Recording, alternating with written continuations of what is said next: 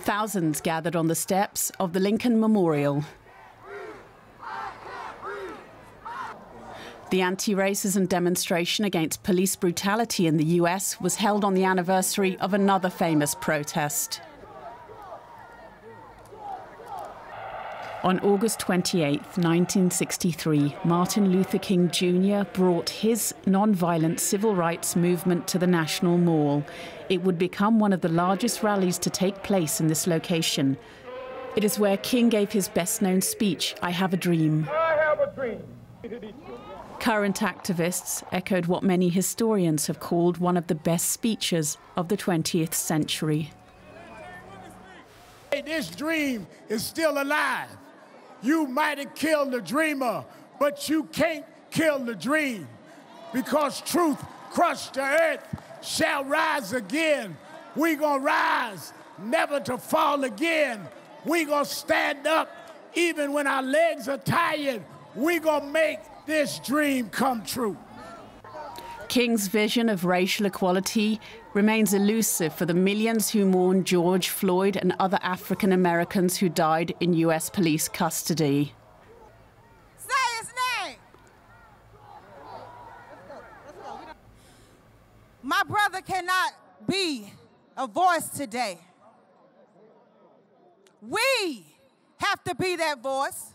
We have to be the change. And we have to be his legacy. Thank you from the Floyd family. The latest cause of outrage, Jacob Blake, survived being shot by police, but is in hospital. According to the family lawyer, he may never walk again. 57 years after Martin Luther King gave his iconic speech, the people here say his dream is yet to be realized. Let's get more on this from DW's Stefan Simons, who's in Washington.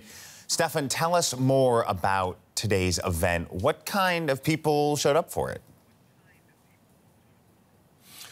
People from all walks of life, frankly, and families. This was a family event throughout the day. It was not a festival, but it was very, very sincere, and people came there to really remember 57 years ago, I Have a Dream, and the push by Dr. King for legislation to equalize African-American lives with white lives here in America, to give them the same rights. Well, is that accomplished? I think people today beg to differ who were there. And there were, as you said, thousands, and again, from all walks of life, African-Americans, Latinos, Caucasian, white people, of course, everybody who had an interest in exactly the same push.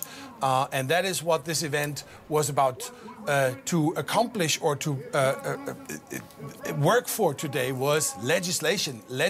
George Floyd legislation, make police departments transparent and eradicate structural racism in police departments and in the American justice. And maybe among the most prominent people there taking part was George Floyd's family. What was their message? Their message was peace. They want peaceful demonstrations. They want people to be outraged, and rightfully so.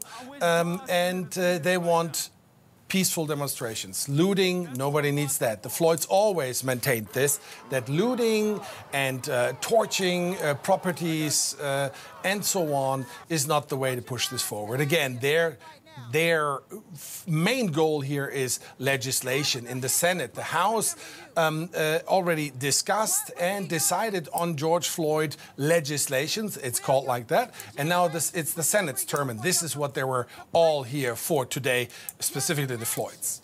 There's been so much unrest in the United States, most recently in Kenosha, Wisconsin. You were there. Police shot in the back an unarmed black man just days ago. How is this march linked to those events? This is directly connected. As much as Jacob Blake and the shooting of Jacob Blake 7 times in the back is connected to George Floyd.